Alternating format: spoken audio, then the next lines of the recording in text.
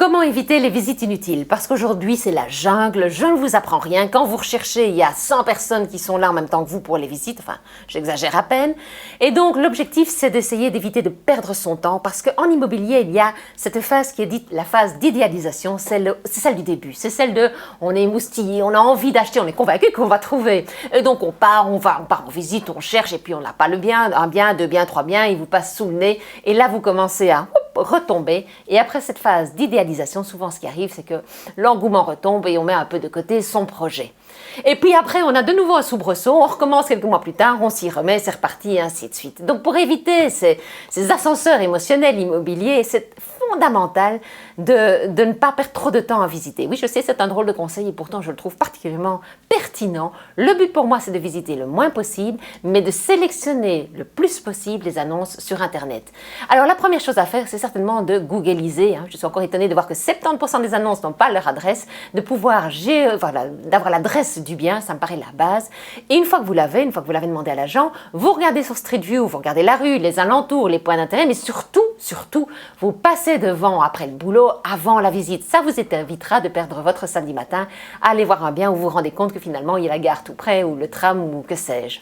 C'est un bon conseil, l'air de rien. Alors, il y a également un autre phénomène qui est la loi de Parkinson. J'aime bien donner des grandes lois, des grandes règles. La loi de Parkinson, c'est pas moi qui l'ai inventée, c'est Parkinson et qui n'a rien à voir avec la maladie, dit qu'en fait, plus vous avez de temps, plus vous prendrez de temps. Autrement dit, si vous ne vous mettez pas de limite de temps pour trouver la maison de vos rêves, vous allez peut-être prendre 1 an, 2 ans, 3 ans. Et j'en profite pour dire qu'il est bien une chose à ne pas dire à un agent immobilier, c'est que vous cherchez depuis 2 ans ou 4 ans un bien, parce qu'on sait que c'est pas bien. Si vous n'avez pas acheté, c'est que vous êtes difficile, ou que vous n'avez pas les bons critères ou quoi que ce soit. Donc, c'est la chose à ne pas dire à un agent immobilier. Non plus, ne dites pas que vous venez de commencer parce qu'en général, on sait que vous n'êtes pas prêt, donc on perd son temps. Donc voilà, enfin, ne dites rien. C'est certainement le meilleur conseil de toute cette chaîne YouTube. Au moins, vous en dites au mieux. Mais donc, la loi de Parkinson, mettez-vous un délai. Si vous dites, voilà, je veux acheter dans le mois ou dans les 2 mois, oui, je sais, c'est ambitieux, mais moi, en marchand de biens, c'est ce que je fais. Quand je suis à l'achat, je me dis maintenant, j'achète dans le mois. Et déjà, je me visualise signer le compromis. Ça vous obligera à tenir la cadence et à ne pas partir dans ces montagnes émotionnelles immobilières. La deuxième loi dont je voulais vous parler, c'est celle du paradoxe du choix. Vous avez 10 fois moins de chances d'acheter si vous regardez 24 biens que si vous en regardez 6. Ah, ça a été étudié scientifiquement. Autrement dit, plus vous allez voir de biens, plus vous serez pétrifié comme le lapin dans la lumière des phares. Voilà, trop de choix tue le choix. C'est comme dans un magasin, quand vous entrez, il y a tellement de jeans à disposition, ou messieurs, c'est comme quand madame ouvre son grand dressing et dit « je n'ai rien à me mettre ». Voilà, trop de choix tue le choix, donc essayez d'éliminer un maximum, une fois encore. Et pensez à regarder les biens moches, car ils sont souvent moins courtisés et donc vous avez plus de chances de les avoir. Regardez avec moi cet exemple où on voit la salle de bain qui est vétuste, vraiment qui ne donne pas envie. En général, quand on voit ce genre de choses, on sort du bien, on passe au suivant. Grosse erreur!